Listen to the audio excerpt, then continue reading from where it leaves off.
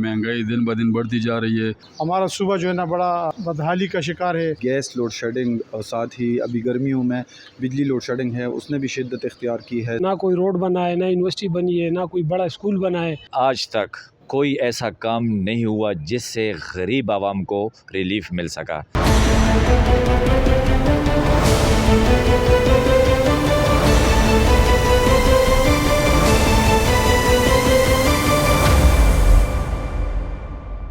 खैबर पख्तूनख्वा में गुज़िश्ता 13 सालों से पाकिस्तान तहरीक इंसाफ की हुकूमत है। पाकिस्तान तहरीक इंसाफ की सूबाई हुकूमत सूबे में तरक्याती कामों का दावा कर रही है, लेकिन हकीकत में मसाइल अवामी मसाइल जूं के तूं हैं। अवामी मसाइल पर लोग क्या कहते हैं, आइए उनकी राय जानते हैं। 13 साल हो गए ये पीटीआई की गवर्नमेंट को, लेकिन आज तक उनकी जो कारकर्दगी है बिल्कुल सिफर है। महंगाई दिन ब दिन बढ़ती जा रही है।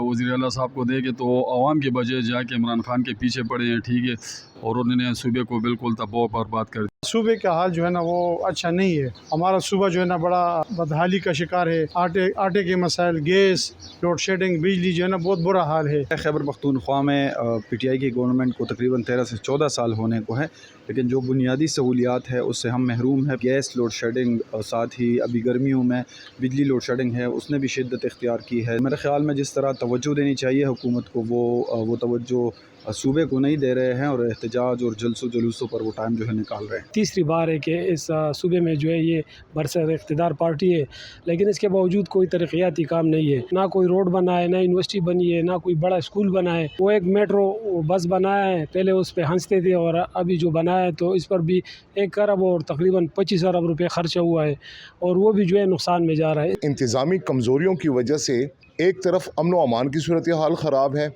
सूबा इस वक्त आटे से महरूम है, और सबसे बड़ी बात जो है गर्मी आ गई है, लोड शेडिंग है, और ये सब इनकी इंतज़ामी कमज़ोरियाँ ही हैं।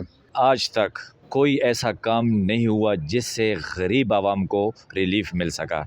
पेट्रोल जो मिल रहा है वो तकरीबन 450 रुपये लीटर है, तो ये जुल्म नहीं है और क्या है।